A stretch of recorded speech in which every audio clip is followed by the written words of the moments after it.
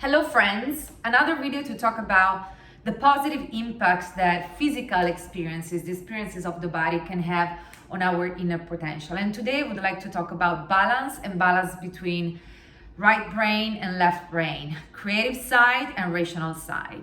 Every time that we do sports, exercise, move our body, the more we balance what we do in terms of dominant parts of our body, the more we are feeding both sides and both parts of our brain. So, matter of fact that the right side of our brain is connected to the left side of our body, and the left side of our brain, so the rational, is connected to the right side of our body. And not a surprise that the majority of the population, right, is right-handed, and that we tend to interact with the world in a pretty much rational way.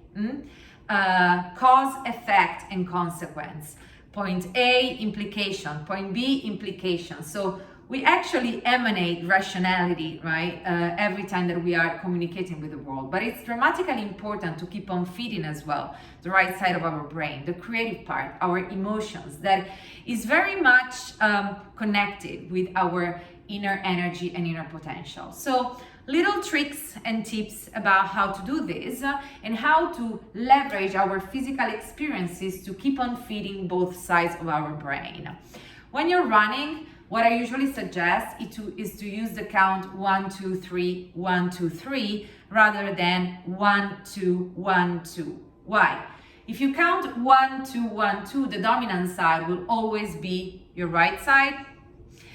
That is feeding your rationality. If you count 1, 2, 3, you will keep alternating which side of your body is leading. So 1, 2, 3, left 2, 3, right 2, 3, left 2, 3. This is a nice way to balance the dominance of your two sides of your body and feeding, right, your two sides of your brain.